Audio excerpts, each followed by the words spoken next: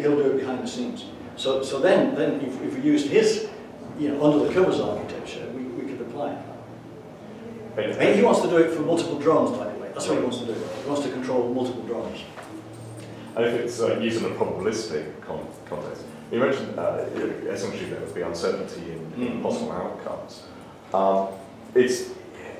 Would that also extend to the percepts as well? Yeah. I don't know if you had any particular thoughts about that, and certainly, fuzzifying Prolog, the most effective mechanism I found was essentially to have borel set truth values. I think this is the simplest way of essentially fuzzifying. Well, okay, so there's two things to say about that. First of all, there's a guy at University of New South Wales who actually says that it's not that necessary because the programs are robust, so you can make mistakes, right? So that's one thing. That's his view. That you can sort of say, well, I'll believe this, even though it might not be completely true, and I'll suck it and see, and then I'll change my mind when it turns out not to be true, right? So actually, the robustness allows you to handle some degree of uncertainty automatically without explicit uncertainty. However, I'm also talking to a guy, David Poole, who's done a lot of work on adding probabilistic reasoning to logic programming, about doing some of his stuff. Because I feel it is worth investigating, and particularly for this idea of several alternative guards and then doing this sort of like decision theoretic thing in terms of how likely is it that the preconditions of this action are true. Because if you think of the guard, they're like preconditions, both the feasibility, the necessary preconditions, I suppose, and how likely is it to achieve. So, yeah, you're right, and that's future work. I think we should do it. I think we should look at it. Is the goal to perform a particularly known task very well, and which you probably can program? Or is the goal to have intelligent behavior in some uncertain environment and maybe do something that you haven't programmed for? Well, okay, so let me just flip down. At the moment, the best thing, what I've talked about is really for like a single application of, which might be persistent. I went too far.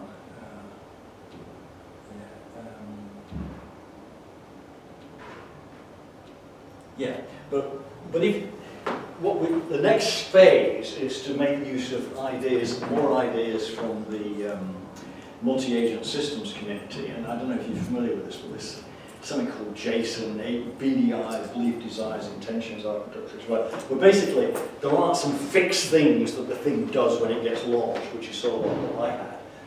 But there's yet another thread inside the agent, which is the thread that you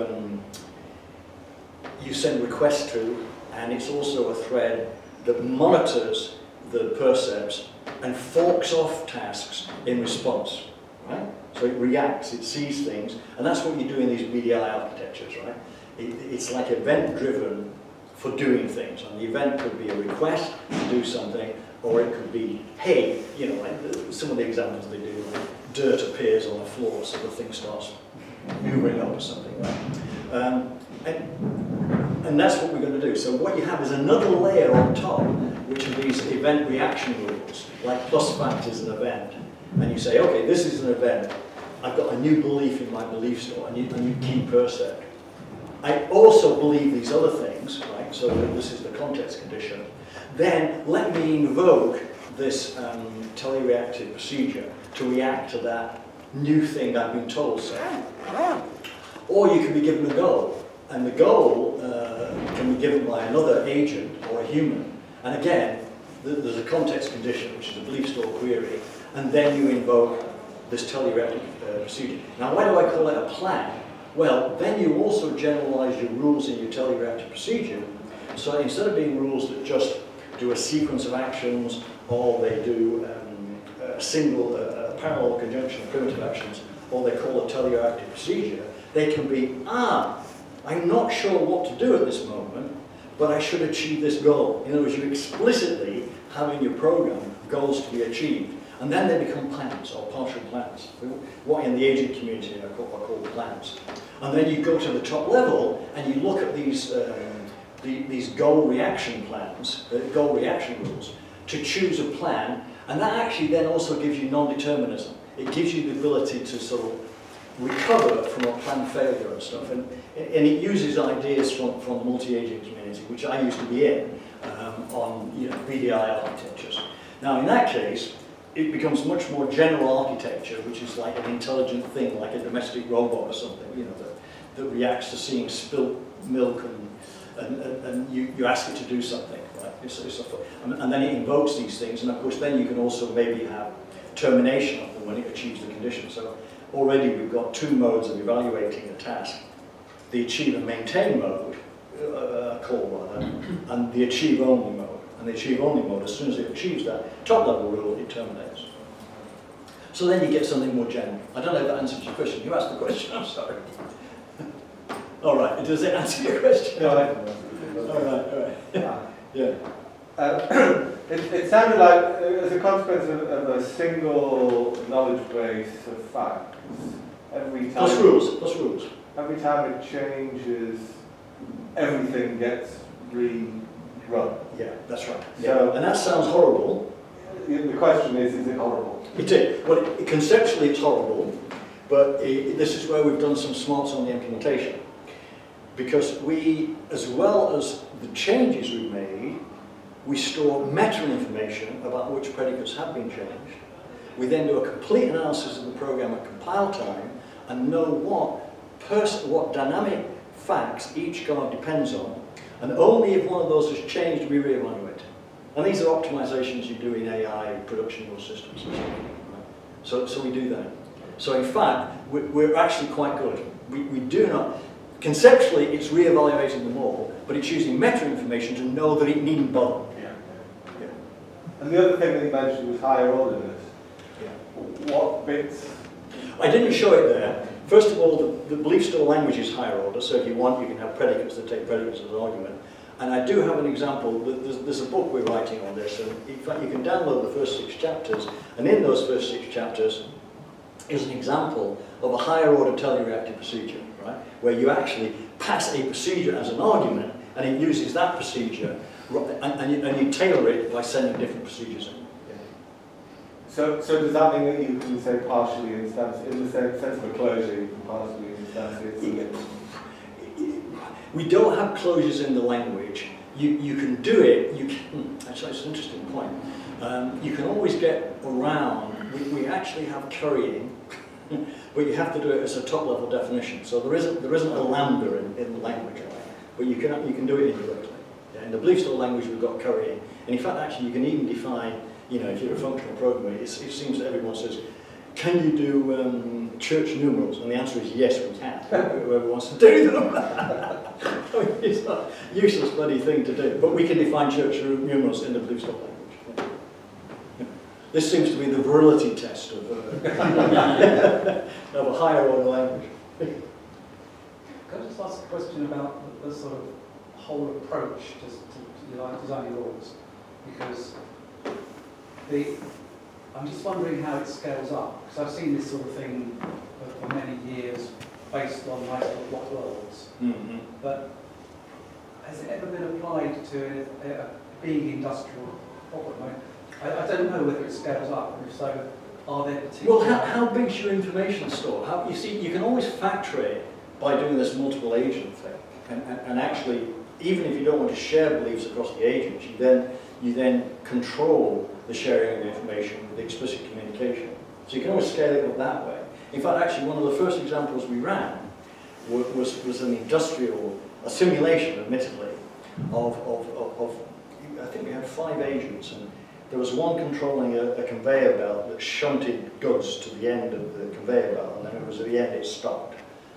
And then what else did we have? We had another one.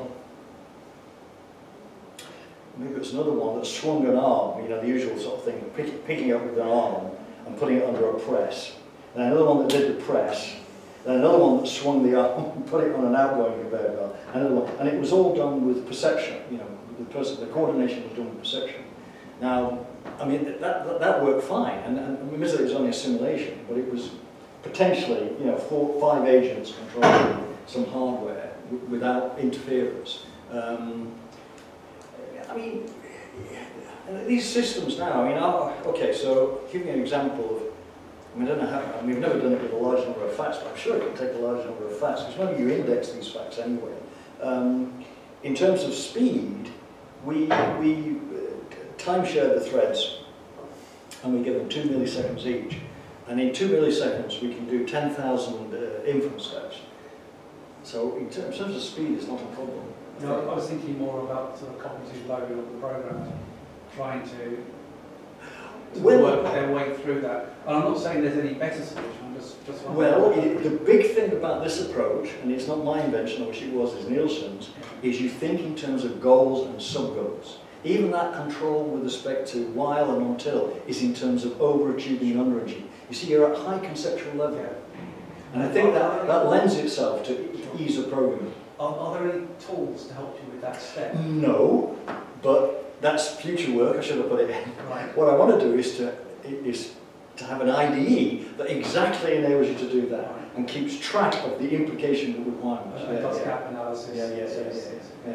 Years ago, I had a student who did an IDE for programming Lego Mindstorms, first generation, and that was really sort of nice actually. But it didn't do this. Didn't worry about the implications, but it gave you a little window where you defined it in terms of, I think it was Legos or something, your primitive percepts, and you defined your primitive actions. And then you had an intermediary thing where you built up your telereactive rules and you could monitor them. It was really rather nice IDE. So what we would want is something like that, but also as you're developing it with this regression approach. Like I said, okay, start from your first. So what do? You've got a problem. You've got a real world, you've got a robot, it's got various resources, it's got percepts.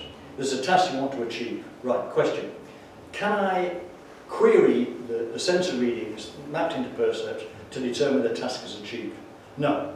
Maybe I need more sensors.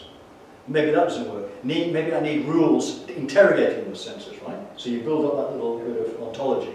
Now, good, do nothing. Right, regress. Right. What's a next best thing? Again, same question. Can I interrogate the percepts, maybe using the rules I've already defined? Do I need new sensors? Do I need new rules? I've got it. Right. Do I now have primitive actions? Maybe I need to enhance the robot. Maybe I need to program it. If I need to program it, what's the specification of that program? The precondition is a rely condition, right? Because that precondition I've now got will hold one of that program's thing. And what must it achieve? It must achieve a state of the world that implies the thing I want it to imply. So that's your little specification. And then the idea is you then recurse, you'd either carry on with your main program with that as a sub-problem to be handled later, but at least you've got that logical constraint on it. It's almost like something needs pre-specification. Exactly. Yeah, it is. Except you're dealing with durative actions. Yeah. And that's what I hope to have downstream.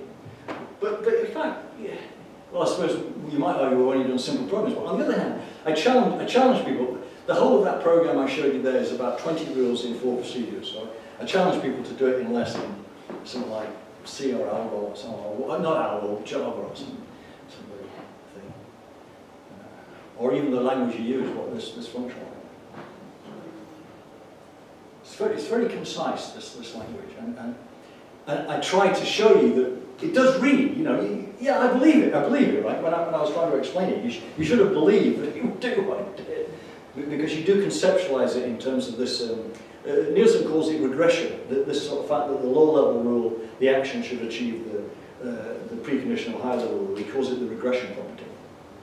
So if you have a procedure that satisfies the regression property, and moreover, there's always at least one rule in that procedure that will fire, which you can often trivially satisfy by having a last rule that says true, then he says you've got a universal program for achieving the goal of that procedure. And you never lost for something to do, and you'll always move towards the goal.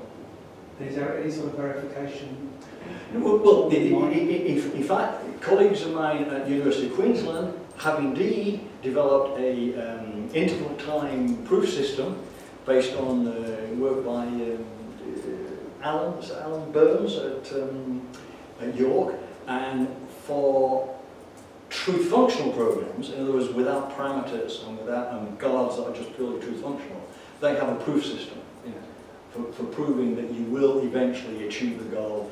You have to rely on certain conditions. You have to have a rely on the environment that says you won't be continually thwarted, right? Because see, that bottle collector, I mean, well, I didn't show you, but if I'd run it as a thing, or even that stacker, I could be constantly interfering.